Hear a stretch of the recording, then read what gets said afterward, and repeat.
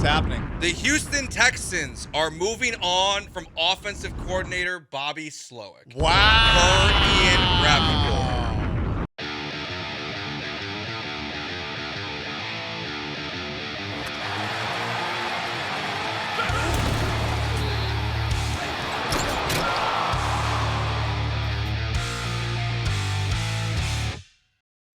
We have breaking news. We do.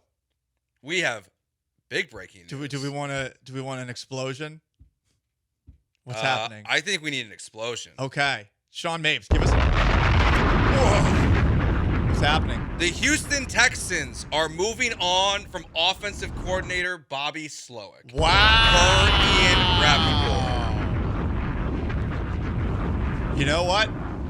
We thought it was possible. I love the John and Lance breaking news sound effect.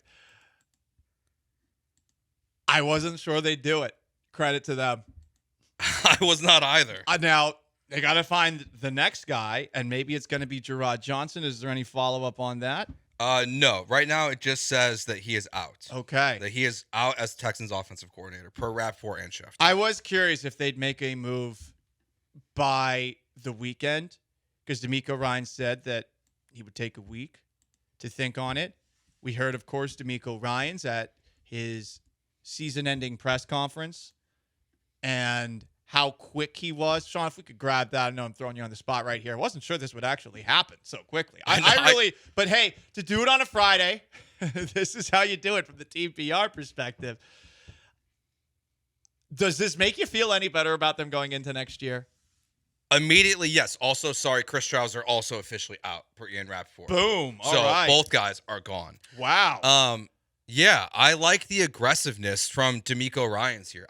I like the idea of your offense is not getting better, and you talk about improvement week in and week out, and you try to act like this team is heading in the right direction, but we all have eyeballs and can see that it's not happening. And so you move on from Bobby Slowik. It's 100% the right decision to do this. Here is D'Amico Ryans opening his press conference on Monday, talking about how we're going to take a week to make some decisions. Good afternoon. First, I would just like to start. I know there'll be a lot of questions about, staffing players and all those things. Just want to let you guys know that I'll take the week to make those decisions on staffing and all those things. So before everybody gets started, just want to let you guys know that.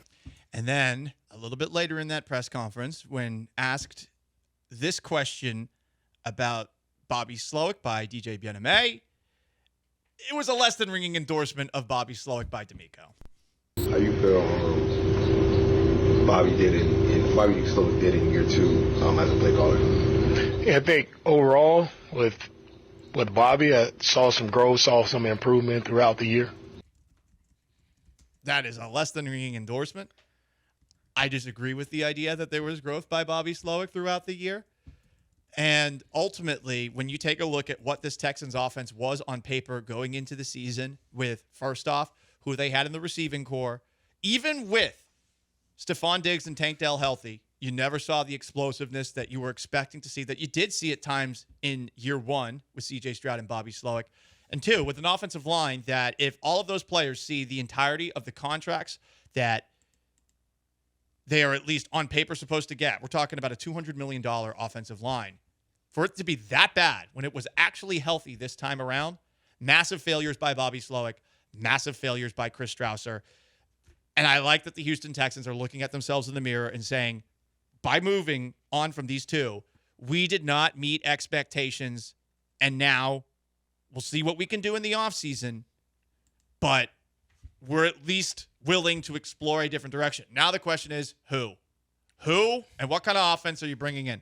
Yeah, and I think it also clearly shows, too, that Caserio and D'Amico also probably believe in their players. Like they might believe in that $200 million offensive line, and they might believe in what this team was supposed to be, but they really are putting the blame on the coaching of these positional of these guys and saying that you're the problem. And yeah, it's, is this because they don't want to lose Gerard Johnson to the New York Jets? Because that's been reported that he could go and join Aaron Glenn as offensive coordinator. I personally Just like the idea of promoting Cole Popovich, it doesn't make any sense to me because he's been here.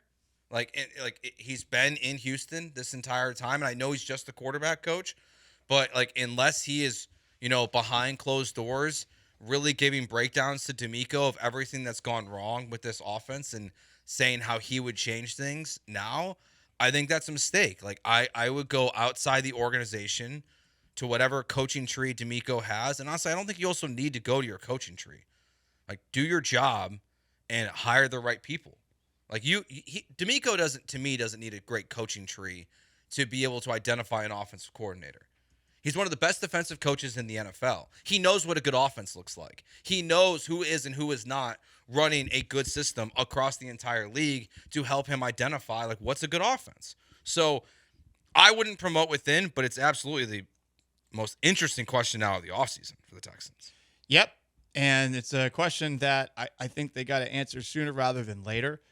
I would imagine that part of this mulling on it for a week by D'Amico Ryans means that, given the way he talked about Slowik on Monday, he was probably thinking about who it is I'm going to make a phone call to, who it is I'm going to talk to, who it is I think that I can work with, because a big part of this is going to be people that he can work with. So, of course, people are going to draw ties to guys like Chip Kelly, who you would think that he has some sort of relationship with. Mm-hmm.